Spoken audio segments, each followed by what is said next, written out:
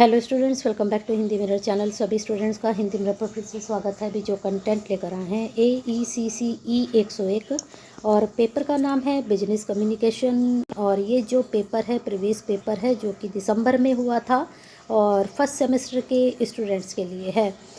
वैसे ये paper first sem के लिए है, लेकिन ये वाले जो कोड हैं लैंग्वेज से रिलेटेड, ये फर्स्ट सेम में भी हो सकता है, सेकंड सेम में भी हो सकता है, थर्ड सेम में भी हो सकता है।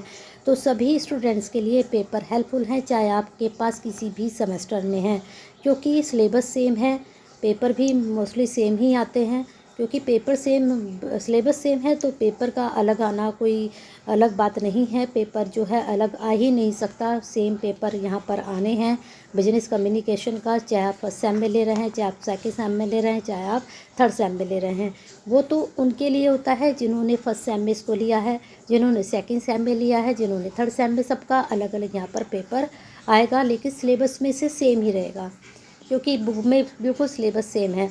अब बात कर लीजिए, देखिए मैंने भी कल बुक अपलोड की थी थर्ड सेम के लिए, तो वहाँ पर हिंदी में भी है।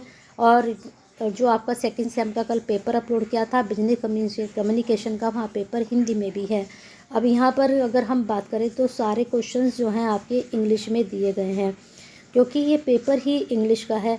यहाँ पर ई कोड मैंने काफ़ी बच्चों को, स्टूडेंट्स को बताया था कि इंग्लिश, वैसे ये बिजनेस कम्युनिकेशन है लेकिन है इंग्लिश का पेपर, तो इंग्लिश का पेपर आप इंग्लिश में ही अप्लाई कर सकते हैं। अगर हिंदी में भी पूछे गए तो हिंदी में भी आप अप्लाई कर सकते हैं।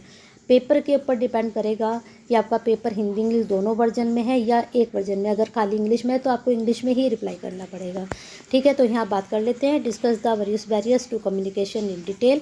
यहाँ पर फिर दूसरा क्वेश्चन है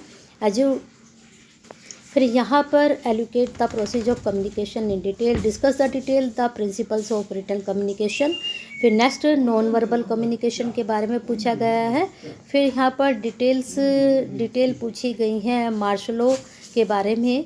फिर इसके बाद आपका यहाँ क्वेश्चंस देखते हैं, रिटन कम्युनिकेशंस के बारे में आपको यहाँ करना है। Between oral and written communication दोनों का आपको डिफरेंस दिखाना है।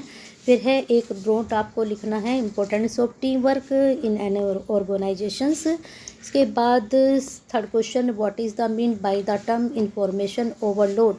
इनमें जितने भी क्वेश्चंस हैं अब मैं बताऊं, अगर डिस्कस करना चाहेंगे हम तो जैसे आपका नॉन वर्बल है अलग पूछा जा सकता है, इस बार इसके टाइप्स पूछे गए, इसके बाद डेफिनेशंस वगैरह पूछी जा सकती हैं। फिर यहाँ पर डिफरेंसेस जो पूछे गए हैं, जैसे आपका ओरल का और रिटन कम्युनिकेशन का, दोनों को इनको अलग अलग आपका इस बार जो है उसमें पूछ सकते हैं, लॉन्ग क्वेश्चन में पूछ सकते हैं। फिर इसके बाद अगर बात करें हैं तो इसमें reading communications, listening and reading communication, एक नोट्स यहाँ पर तैयार करना था तो दोनों को अलग अलग पूछ सकते हैं। Right no social penetration in communications. तो इस प्रकार से ये कुछ क्वेश्चंस हैं, इनको आप स्क्रीनशॉट ले लीजिए। मैं बता देती हूँ इसमें आपका 8 ज़्यादा इंपॉर्टेंट है और यहाँ पर आप ये भी ज़रूर करके जाइएगा।